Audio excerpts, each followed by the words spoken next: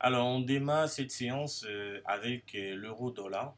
Donc, l'idée de cette séance d'analyse technique, c'est d'enregistrer premièrement toute la séance pour permettre à ceux qui ne sont pas là de pouvoir euh, apprécier les setups qu'on va envoyer la semaine prochaine. Mais également, selon la plateforme sur laquelle vous suivez cette analyse-là, vous allez pouvoir mieux préparer votre semaine selon le canal privé dans lequel vous suivez également l'analyse. Voilà.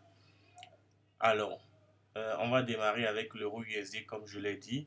L'euro USD, là, cette semaine, nous avons donné un sell limite au niveau de cette zone-là, donc de la résistance.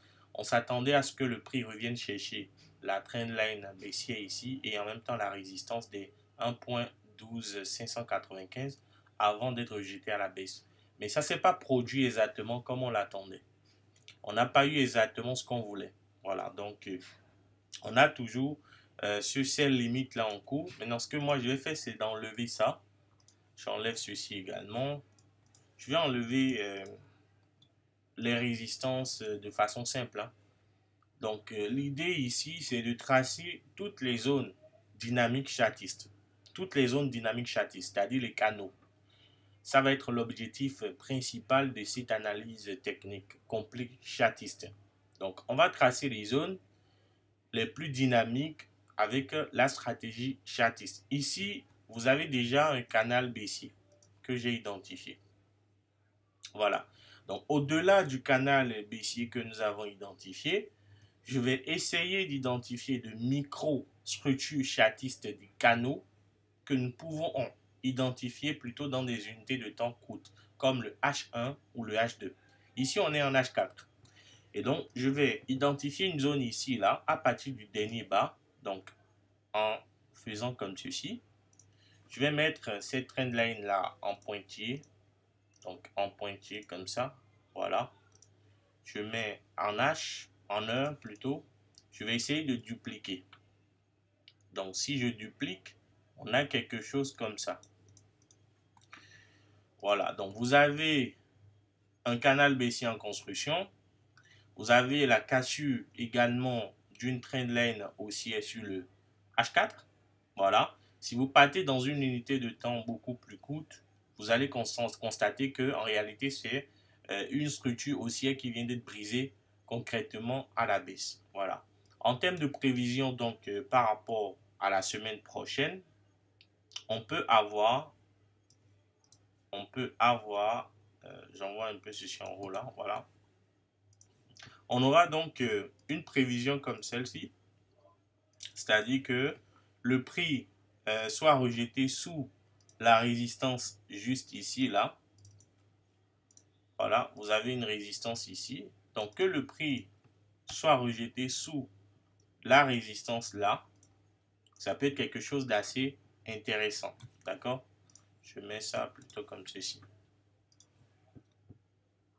Donc le prix peut être rejeté sous cette résistance là que je viens d'identifier pour la semaine prochaine.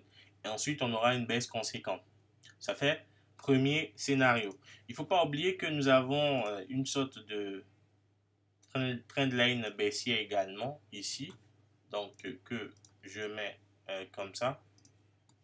Donc, vous avez cette trendline là qui est juste là et qui fait également office de résistance. C'est très important. Je pense que mettre ça en pointillé, c'est mieux, hein. Pointillé comme ça, c'est mieux. Voilà. Donc, vous avez cette trendline également qui borde le prix qui est juste là. J'essaie d'identifier une autre trendline quelque part ici. Vous avez également un truc comme ça. En réalité, c'est plutôt, on prend plutôt le grand. Voilà. Donc, vous avez une structure comme ça là qui borde le prix juste là. Et donc, le marché peut revenir dans cette zone-là, se faire rejeter tout simplement à la baisse. Tout simplement à la baisse. Je pense que je vais supprimer ça. Regardez ça. Voilà. Regardez ça comme ça, c'est beaucoup plus esthétique, hein. C'est beaucoup plus simple que ça. Voilà.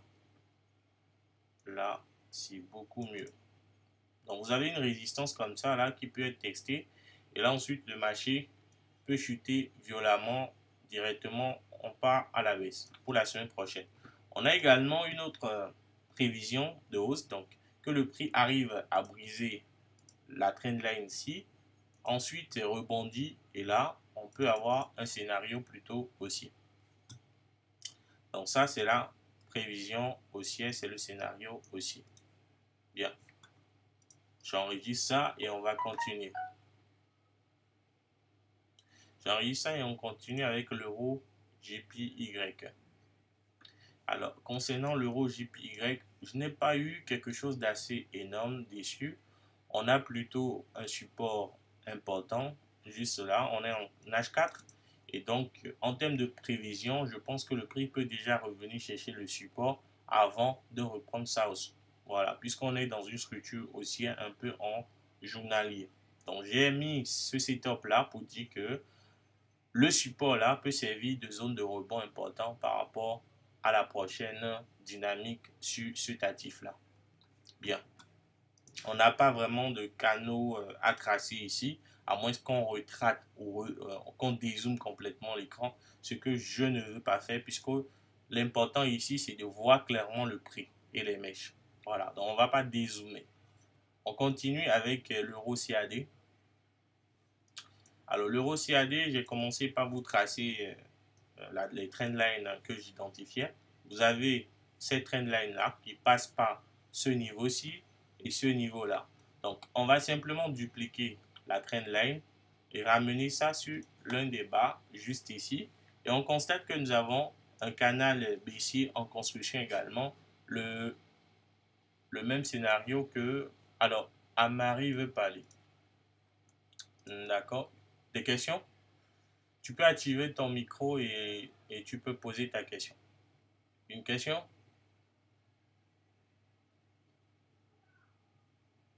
Est-ce qu'il y a des questions? J'ai activé ton micro. Alors, je continue d'abord. Et donc, nous avons un canal baissier en construction juste ici, là. Voilà. Juste ici. Ensuite, nous avons la même configuration hein, avec, comme l'euro USD, on a ça. Donc, le prix peut se faire rejeter sous cette résistance-là.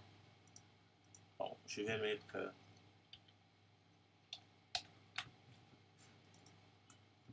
OB, tout simplement. Voilà. Le prix peut se faire rejeter sous cette résistance. Donc, on a un premier scénario de baisse, tout simplement, ici. Vous avez un premier scénario de baisse juste là. Ensuite, vous avez un deuxième scénario de hausse. Donc, au cas où la baisse serait invalidée, on a le scénario haussier qui peut s'activer automatiquement. Voilà, donc nous avons des zones de vente ici assez importantes, hein, des zones très intéressantes de vente par rapport à l'euro CAD pour la semaine prochaine. On va continuer avec l'euro NZD maintenant, dans notre cas ici. Alors l'euro NZD, quand on projette les deux niveaux-ci, on constate qu'il y a une réintégration là, hein, assez intéressant, n'est-ce pas? Ici, il faut faire plutôt attention avec la structure de prix. Il faut remarquer qu'on est dans une structure très haussière. Hein. C'est une structure plutôt très haussière. Donc, vous avez une très belle zone dynamique juste là. Donc après le rebond du prix sur ces supports-là, on a eu la cassure de ces trendlines entre-temps et la hausse est en train de vouloir reprendre. Maintenant, on est en dessous de la trendline baissière ici. Est-ce que ça peut revenir chercher le support ou est-ce qu'on va briser? Alors, il faut aménager un peu les analyses là dans ce cas. Il faut aménager un peu les analyses dans ce contexte-là. Alors, ce que moi je vais faire, ça va être très simple. Hein. Ça va être très simple. Je vais projeter déjà ça et ça. Donc, regardez bien. Je vais projeter les zones de support qui sont en bas. Donc, je vais projeter ces zones-là et faire comme ceci. Voilà, donc vous avez cette forme de canal baissier en construction qui est juste là. C'est un canal baissier en construction. Donc, ce n'est pas super dynamique puisqu'on a une forme d'accumulation. Donc, à tout moment, le marché peut briser à la hausse des paliers et se lancer dans une distribution. Voilà, vu qu'on est dans une structure totalement haussière, je pense qu'il faut rester dans la tendance de fond. Donc, prioriser la hausse. Et dans ce contexte-là, prioriser la hausse serait très intéressant. Alors, nous avons un gap ici. Vous avez un beau gap qui est juste là. Alors, vérifions. Vous avez un très bon gap qui est là. Voilà, ici. Le prix actuellement est sous le gap baissier en question. Donc, je diminue l'épaisseur là du gap. Voilà, on est sous le gap en réalité. Alors, en termes de prévision, vous avez une possibilité de baisse juste ici, là. Donc, que le prix soit rejeté, revienne chercher plus bas. Donc, ça peut être une opportunité de baisse assez importante. Je vais mettre comme ça, puisque le gros support qui est là, le support ici, voilà, c'est le support le plus proche.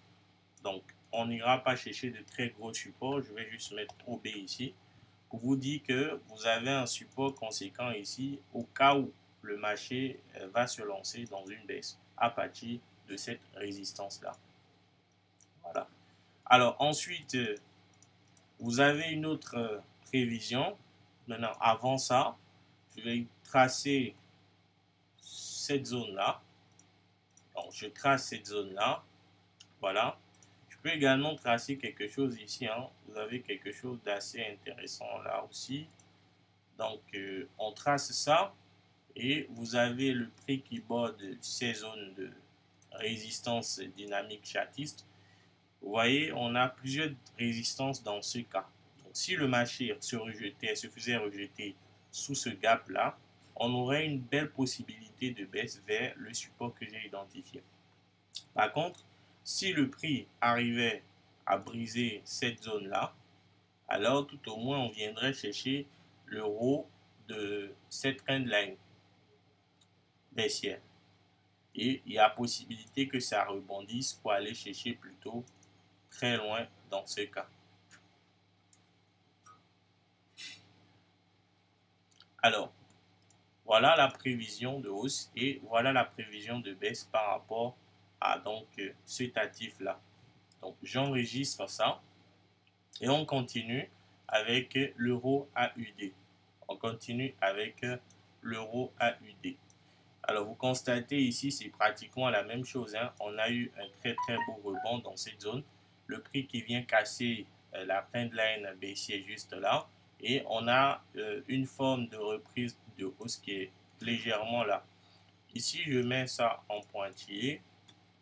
Ensuite, je vais tracer. On a pas mal de tracés ici. Hein. On peut faire pas mal de tracés. Vous pouvez faire comme ça. Vous pouvez faire comme ça. Vous pouvez également faire comme ça. D'accord? Vous pouvez également faire comme ça. Donc, il y a pas mal de choses que vous pouvez tracer. L'important, c'est d'avoir plusieurs points de contact. Donc, je vais privilégier la zone, ou plutôt la trendline qui nous permet d'avoir plusieurs points de contact. Donc, 1, 2 et 3. Alors, je le fais comme ça et on a plusieurs points de contact. J'essaie de bien arranger pour qu'on puisse avoir plusieurs points de contact justement. Donc 1, 2, 3 et 4. Donc on a 4 points de contact dans cette zone-là. 4 points de contact dans la zone, c'est pas négligeable. Donc je mets comme ça et ensuite je duplique et je ramène totalement vers le haut. Donc vers le point ici, vers ce plus haut là. Voilà, ce plus haut. Donc comme on fait ça, nous avons quelque chose d'assez intéressant. On a toujours une structure baissière. Voilà. Et on a une trendline interne qui vient d'être brisée. Et légèrement plus haut là, vous avez le dernier haut de la structure baissière qui est juste là. Et donc, on a une belle zone de liquidité ici, voilà, que je vais vous tracer rapidement. Donc vous avez un OB ici également. Bien, je peux supprimer le tracé juste en haut et légèrement là, je peux même supprimer ça parce que je peux arranger à partir d'ici et vous offrir quelque chose de beaucoup plus simple que ça. Voilà, donc ici, je peux faire comme ça, voilà, et c'est bon. Ensuite, nous avons un très bon support légèrement sous le niveau actuel du prix. Donc, je dirais 4 OB+, tout simplement. Bien. Alors, quand vous avez des structures comme ça, il ne faut pas oublier que nous avons alors, vous avez quelque chose qui est en train d'évoluer. Donc, vous pouvez tracer comme ça, hein, pour dire que voilà, on a une structure qui est en train d'évoluer. Voilà. Vous pouvez faire comme ça également pour dire qu'on a une structure qui est en train d'évoluer. Le marché peut revenir sur le support, bien sûr, et vous allez réajuster dans la semaine. Mais ce qu'il faut faire, c'est déjà de supprimer ça et de laisser le support comme un point de référence par rapport à un potentiel rebond pour le début de la semaine. Donc, nous avons deux prévisions, hein, bien sûr. Euh, Nous avons deux prévisions, bien sûr. Donc, vous avez une prévision de rebond sur ce support-là. Donc, ça, si le prix revient, rebondit sur le support, on a comme objectif, premier objectif d'abord, que le prix revienne toucher la trendline baissière ici, là. Voilà. Et ensuite que ça vienne toucher la résistance qui est là. Donc, vous avez deux objectifs. Ce premier TP et ce deuxième TP. Voilà. N'oubliez pas qu'on a également une possibilité, on a une possibilité d'invalidation.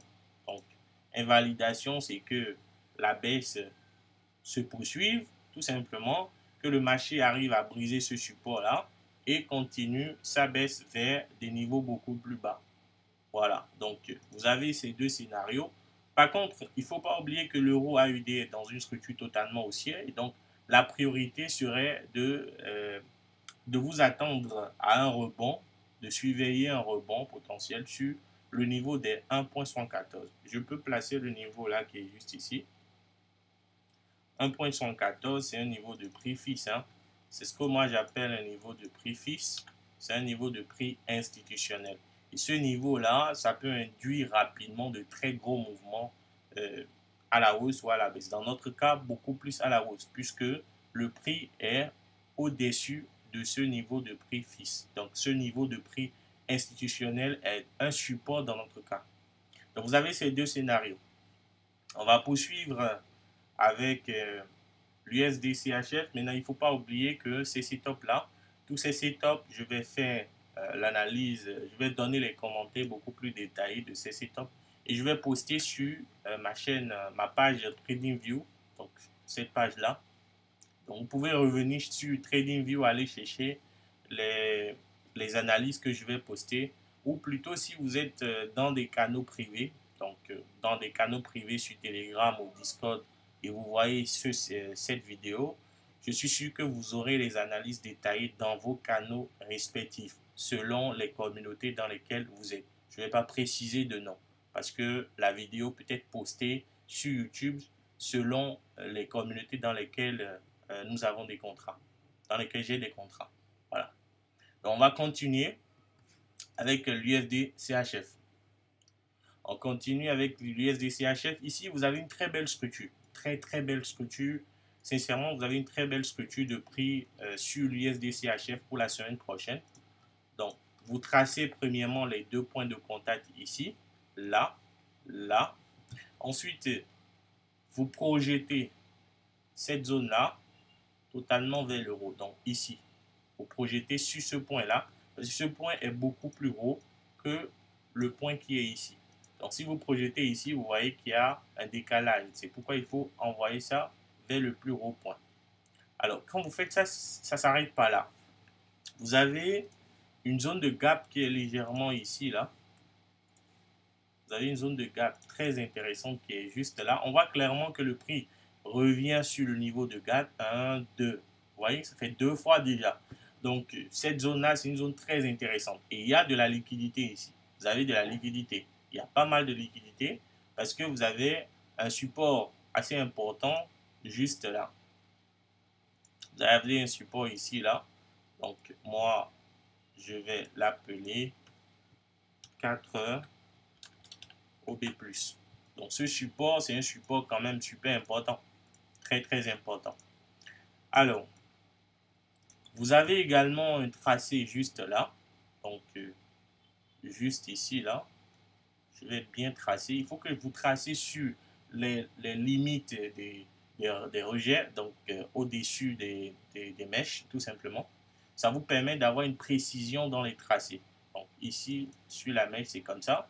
Vous avez une précision dans le tracé. On voit clairement le rejet du prix par rapport à ces zones-ci. Voilà. En termes de prévision, je pense que on est dans une reprise de hausse. Donc, vous avez le bas-ci, le bas là, un premier BOS qui est juste là. Donc, vous avez un premier BOS qui est juste ici. Alors, un BOS, on peut le noter comme ça. Hein. Voilà, vous avez... Ah, pardon, je pense que j'ai mal pris le truc. Il faut prendre ça plutôt. Voilà. Vous faites comme ça. Venez là. Alors, on met ça en haut. Visibilité, on vérifie. Et vous avez un premier BOS qui est là.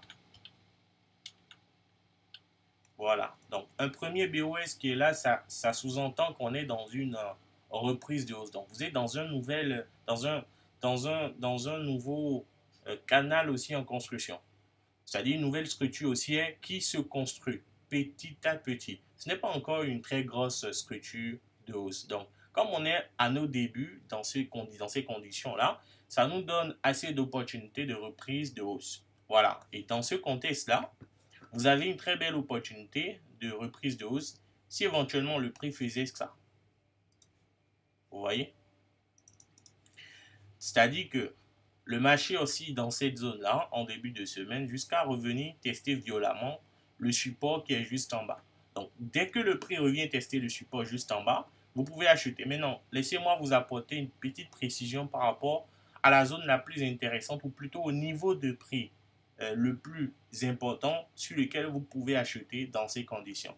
On va utiliser le Fibonacci. Le Fibonacci entre le dernier bas, ici, et le dernier haut de la clôture juste là. Donc, vous projetez comme ça, vous avez la clôture ici, vous avez le départ, donc le dernier bas qui est juste là. Et donc, vous avez un niveau optimal qui est aux alentours des 0,83.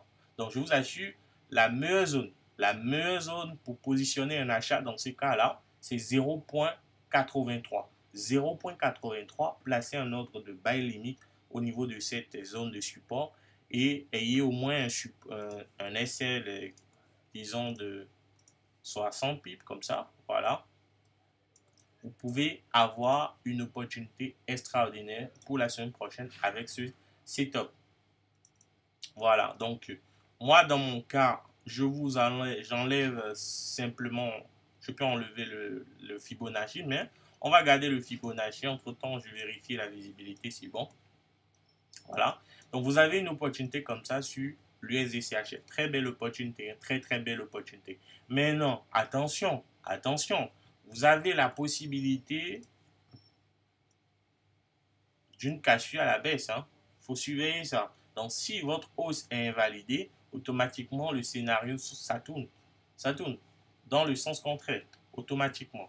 Voilà, donc, voilà, c'est bon. On va continuer avec l'USD-CAD. L'USD-CAD également, on est dans une structure de reprise de hausse. Alors, lui, dans ce cas, c'est un peu plus compliqué. Je vais supprimer les dessins. Vous avez le dernier haut qui est juste là, qui vient d'être brisé.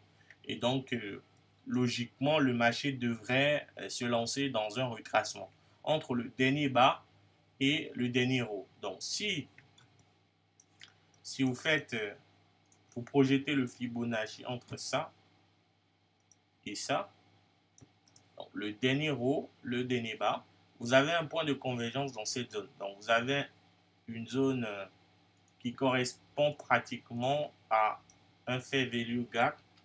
Donc, un fair gap. Fair value gap. Voilà. En H4. Vous avez une zone comme ça. Très intéressante. Hein? Donc, le prix peut revenir chercher un support dans cette zone-là. Le support dans cette zone. Voilà. Avant de reprendre sa hausse. Donc, faites très attention. Vous avez un BOS qui est juste ici. Vous avez un BOS qui est juste là. Voilà. Donc, un BOS ici. On est en H4. Hein, donc, si l'analyse elle est très propre. On est en H4. Ce n'est pas des analyses en M5, M15 qui peuvent vous offrir de faux signaux. Là, avec l'analyse en H4, ça vous permet d'avoir la structure du marché sur, en tout cas, le moyen terme. Voilà, donc ça vous permet d'aiguiser votre prévision ou vos prévisions, vos scénarios dans des unités de temps beaucoup plus courtes. Donc ici, vous avez une forte prévision de baisse. Hein. Dès que le prix viendra toucher cette zone-là, on a de très fortes chances, très fortes probabilités de rebond technique vers les résistances beaucoup plus hautes. Voilà. Et ça peut permettre au marché de dessiner voilà, son premier point de contact, je pense comme ça, quelque chose comme ça, je ne sais pas trop, son premier point de contact avec, voilà, et on aura un canal haussier qui va commencer par se dessiner. Voilà. Donc pour le moment, on ne peut pas tracer le canal haussier, mais on peut envisager la possibilité de retracement. Voilà. Donc USD CAD, là c'est bon. Maintenant, USD JPY. USD JPY, vous avez également la même configuration, hein, pratiquement ici. La même configuration, pratiquement. Hein. On a notre gap, niveau de gap qui est juste là. Donc, vous avez un niveau de gap qui est juste ici. Voilà, vous avez le niveau de gap qui est juste là. Vous avez alors un gros support qui est là. Voilà, donc on va noter, on va mettre OB+, tout simplement. Hein. On va pas chercher très loin. OB+, tout simplement. Donc, en termes de prévision, le prix peut revenir chercher ce support-là avant de se lancer dans une hausse beaucoup plus importante. Voilà, donc vous avez ce gros support qu'il faut suivre de très près.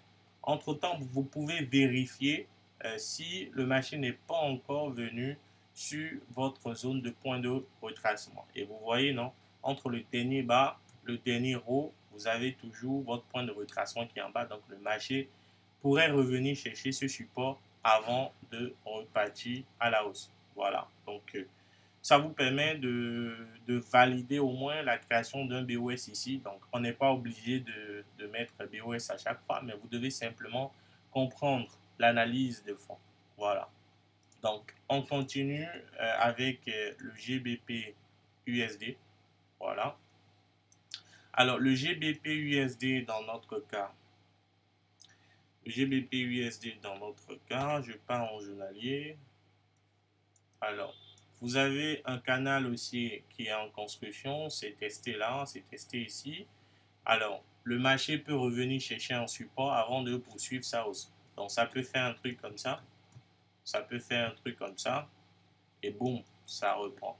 Maintenant, ce que nous avons depuis plusieurs semaines maintenant, c'est que le prix oscille sous la résistance des 1.33. Donc, revenons en H4.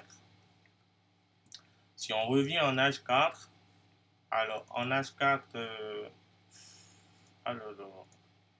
donc je peux supprimer hein, tout ce qu'il y a en H4 ici. Je supprime tout ce qu'il y a en H4. Je vais supprimer tout ce qu'il y a en H4, d'accord? Bien. Donc, on a supprimé tout ce qu'il y a en H4. Donc, qu'est-ce que nous constatons? Premièrement, nous constatons que le dernier bas, donc vous avez un dernier bas ici hein, qui a été brisé. La dernière structure de hausse avait un bas. Donc, c'est ça qu'on appelle un CHOCH. Le dernier bas de la dernière structure haussière a été brisé. Donc, ça, c'est ce qu'on appelle un CHOCH. D'accord? Tout simple. On va pas mettre le dernier bas ici, hein, parce que ici, c'était pas le dernier bas. Le dernier bas, c'était là. Ça a été brisé clairement, clairement. Et ensuite, vous avez eu un retracement. Donc, le retracement a commencé ici. On fait la projection entre le dernier haut et le dernier bas. Donc, entre ce niveau-ci et ce niveau-là. Ça nous permet d'avoir notre 61,8% du Fibonacci ici. Vous voyez, le prix il est revenu pile dans la zone, hein. Donc, si on avait par exemple placé une zone de résistance là, on avait pris un sell limite ici, vous voyez, le sell limite est là, on serait en positif, d'accord? On serait en positif. Donc, c'est un trade qui est en cours, tout simplement. C'est un trade qui est en cours. Mais non, qu'est-ce qu'il faut faire pour poursuivre le mouvement? Alors, comment poursuivre ce mouvement-là? Donc, c'est très simple. C'est vraiment très simple. Nous avons une structure de baisse qui est en construction ici. Donc, vous pouvez tracer entre cette zone-là et cette zone. Vous pouvez tracer ça. Et ensuite, vous avez une zone de résistance qui est juste là. D'accord? Vous avez une très belle zone de résistance qui est juste là. Donc, je fais comme ça. Je mets à droite, je mets liquidity block. Voilà, en gras. Et donc, vous avez une très belle zone de résistance qui est juste là. Ensuite, on peut même tracer. On peut même tracer cette zone juste ici. Vous voyez? On peut même tracer une trendline qui borde le prix dans ces conditions-là. Et à partir de cette trendline, de ces deux trendlines et en même temps de la résistance ici, on arrive à identifier une zone de résistance vers une zone de résistance qui permettrait au prix de se lancer dans réellement un retracement baissier, donc dans une baisse importante vers les niveaux tels que 1.32, 1.31, 500. Voilà, maintenant, ensuite, vous avez un deuxième scénario de hausse. Donc, le deuxième scénario, c'est plutôt une reprise de la hausse, hein. C'est-à-dire que les trendlines soient brisées à la hausse et qu'on ait une continuation simplement de la hausse. Aussi simple que ça. Donc, vous avez ces deux scénarios. Pour moi, c'est pas très beau, c'est pas vraiment très très beau. Par contre, on va rester déçu. Je pense qu'il faut, comme objectif, identifier un support important. Donc, j'ai un support important juste ici. Donc, je centre ce support-là. OB plus là. Vous avez un très très bon support juste là. Voilà. Donc, ça va être l'analyse la plus simple qu'on peut faire par rapport au GBP-USD. Je ne vais pas m'attarder dessus. Continue avec le GBP JPY. Alors, si vous êtes dans nos canaux privés, vous avez sûrement eu l'opportunité d'achat, donc un buy limite sur cette zone-là, entre le dernier bas et le dernier haut. Vous avez le BOS qui est ici, d'accord? Vous avez les zones de gap qui sont là, qui ont été comblées maintenant.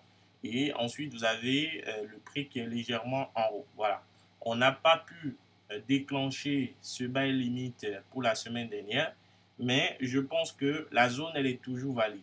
D'accord? Donc, le prix peut toujours revenir chercher le support, le niveau des 61,8% du Fibonacci avant de rebondir. Voilà, donc c'est un setup toujours valide, un setup toujours valide.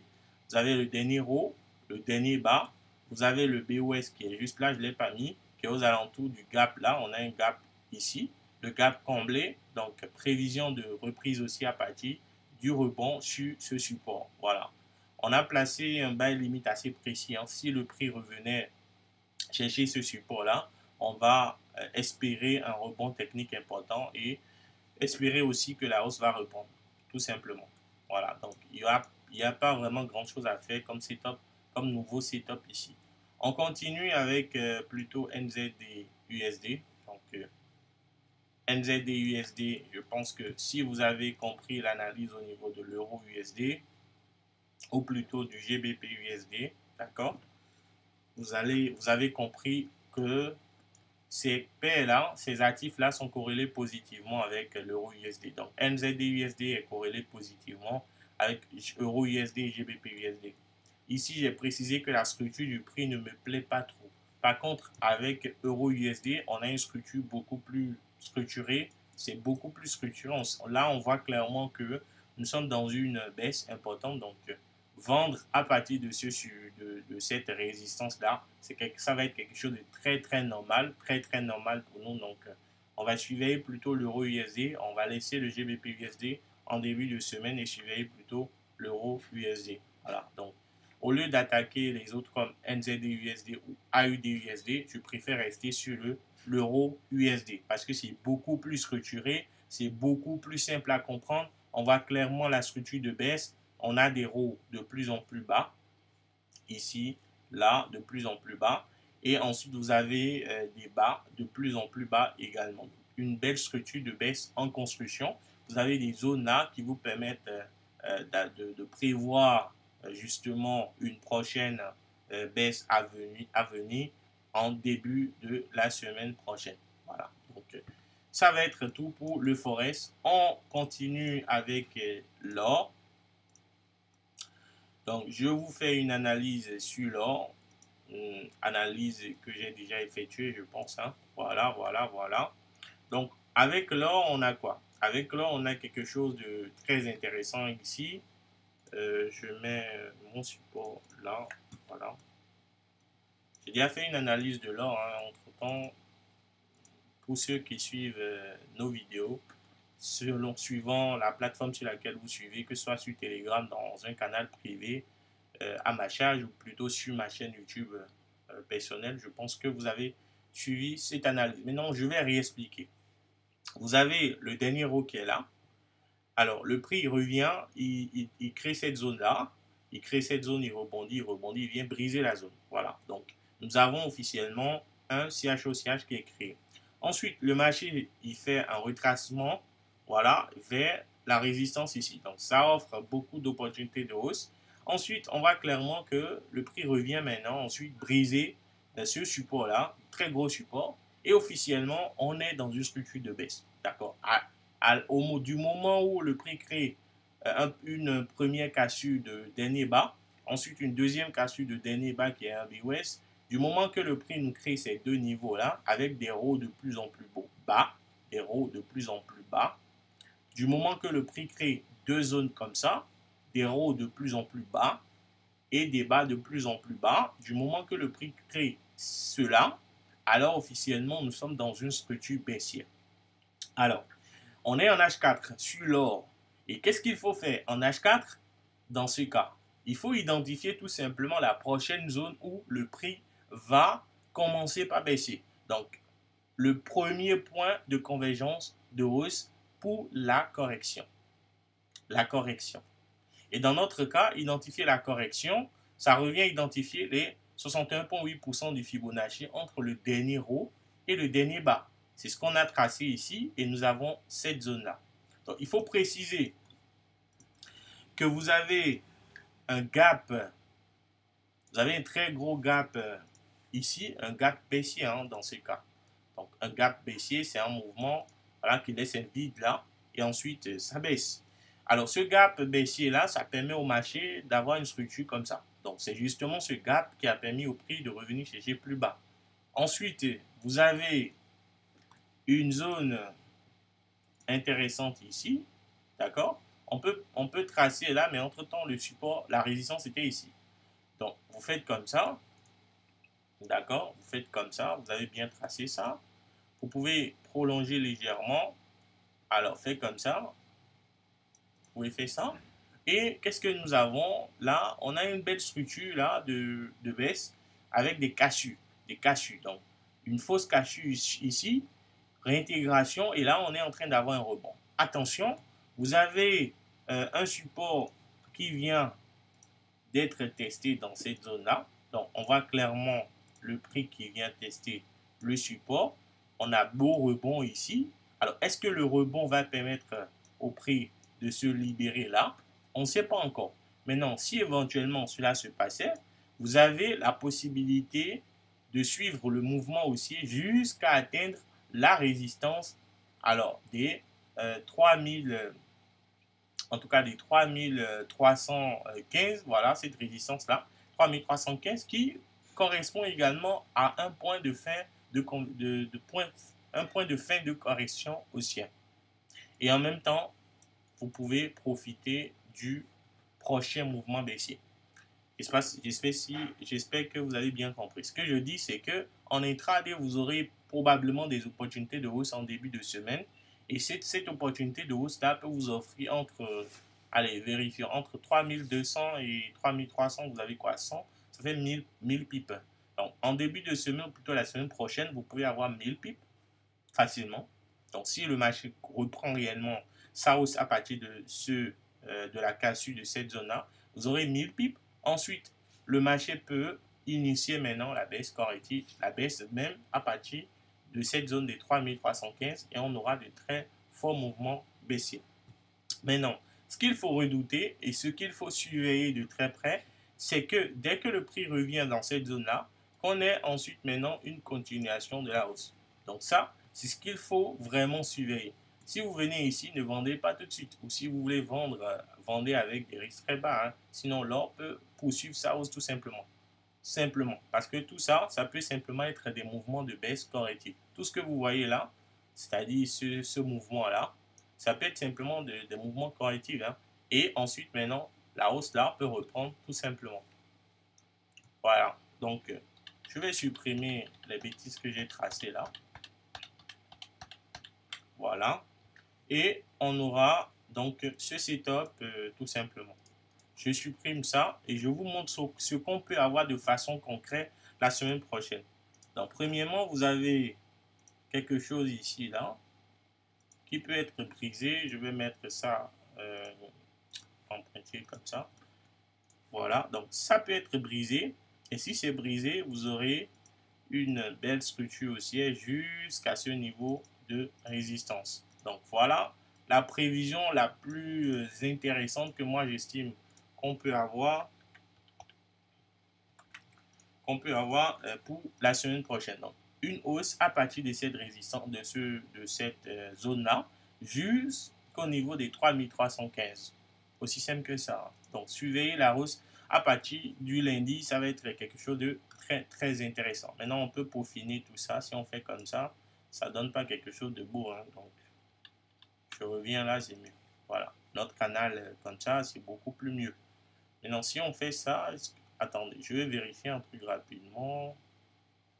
Je vérifie si on peut avoir, si on a plutôt un canal haussier là.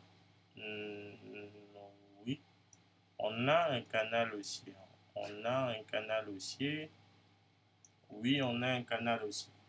Je pense que là, c'est beaucoup plus beau. Hein. Ouais. C'est beaucoup plus beau. C'est beaucoup plus beau. Allez. Vous avez plusieurs structures ici qui vous permettent d'analyser. Hein. Donc, c'est à vous de choisir. Vous avez plusieurs structures chartistes. Donc, vous avez ça. Et voilà. Très, très beau rebond ici. Fin de la semaine dernière. Très, très, très beau rebond. Je n'ai pas besoin de garder ça. Par contre, je peux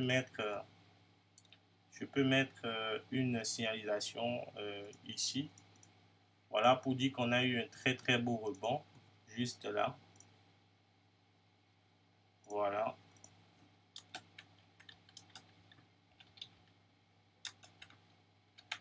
Voilà. Très, très beau rebond. Ça, c'est une signalisation. Je mets en heure et puis je laisse. Voilà. Donc, vous avez cette belle prévision de hausse là pour le compte de la semaine prochaine. Bien. Je continue avec le Nasdaq maintenant. Ça va être ma dernière analyse. Alors, le Nasdaq, de mon côté, si vous êtes dans l'un des canaux privés que j'administre, voilà, depuis 2 semaines, nous avons eu de très, très, très, très beaux trades. On a eu un premier trade à l'achat quelque part là. Voilà, on a eu un premier trade à l'achat, on est sorti ici. On a eu près de c'est beaucoup, hein, je pense qu'on a eu près de 1700 points ou 1800 points. Voilà. On a eu une seconde entrée pile ici. Voilà. Pile là. Attendez, on a eu une seconde entrée juste ici. On a eu une seconde entrée, on a fait 1200 points. Donc, on a fait 1200 points quelque part là. Voilà. On a une deuxième entrée là. Et la semaine dernière, on a eu un troisième trade sur les 4 dernières semaines. Un troisième trade quelque part ici. Et on a empoché 760 pips. 760, allez, c'était quelque part là. Voilà, on a empoché 700 quelque part comme ça. Voilà, donc ça, c'était nos derniers trades sur le Nasdaq. C'était énorme, hein, c'était énorme. Avec de micro-lots, vous auriez pu prendre beaucoup de profit. Hein. Alors, qu'est-ce qu'il faut faire pour la semaine prochaine? Il faut constater que là, maintenant, on est dans une structure qui ne dit pas grand-chose. Hein. Ça ne me dit pas grand-chose. Et donc, ce que j'attends, par contre, j'attends une correction sur ce gap-là. Donc, vous avez un très beau gap ici. Je mets juste le gap. Hein. Je ne vais pas faire grande analyse dans ce cas. Voilà. Donc, vous avez un gap qui est juste là. Et vous avez bien sûr notre canal haussier en construction. Voilà. Et là, vous pouvez projeter le canal comme ça. Voilà. Voilà. En termes de prévision, on peut simplement s'attendre à ce que le marché revienne chercher ce support avant de reprendre sa course haussière. Voilà. Donc pour le Nasdaq, c'est la prévision que j'ai par rapport à la prochaine semaine. Donc sur les quatre dernières semaines, nous avons eu 3000 pips et 760 pips. La semaine dernière, ça nous fait 3760 points. 3760 points encaissés sur le Nasdaq sur les 4 dernières semaines. Et j'espère que la semaine prochaine, le marché va nous offrir un très beau mouvement baissier juste là. Et ensuite, on va encore attaquer la hausse et aller chercher je pense qu'on aura peut-être un truc de 2000 points à prendre quelque part ici. En tout cas, je vise ça sur le Nasdaq pour les prochaines semaines. Bien. Donc, selon là où vous allez suivre cette vidéo-là, vous allez laisser des réactions. Si vous avez des questions, écrivez-moi directement. Vous savez comment m'écrire sur Telegram. Voilà, donc vous me contactez directement sur Telegram et vous m'écrivez, vous posez des questions, que ce soit sur le Forex avec les paires de devises qu'on a analysées. N'oubliez pas, nous avons de très beaux setups pour la semaine prochaine, notamment l'euro USD, opportunité de baisse bien sûr. Ensuite, vous avez l'USD CHF, très belle opportunité d'achat aussi. Dans ce cas, voilà, très belle opportunité d'achat.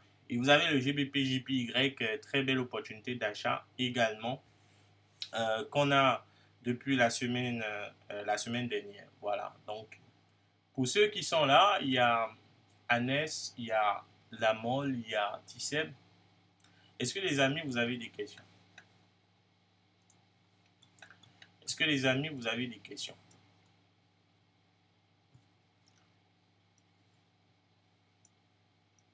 Est-ce que vous avez des questions? Si vous avez des questions, je vais activer vos micros et ensuite on va discuter. Si vous avez des questions, je prends les questions en live, je réponds aux questions et puis on va clôturer cette belle séance d'analyse. Vous aurez la vidéo bien sûr au niveau de Telegram pour ceux qui sont de Winvest qui sont là. Vous aurez la vidéo sur Telegram. Les autres, vous aurez sur ma chaîne YouTube. Voilà. S'il n'y a pas de questions, personne ne lève la main. Je vais clôturer cette séance. Et donc, merci à ceux qui ont été là. Merci à chacun d'entre vous. On se revoit le week-end prochain pour une nouvelle séance d'analyse. Et j'espère que la semaine prochaine sera une semaine avec beaucoup de profit. Prenez soin de vous et on se dit à demain.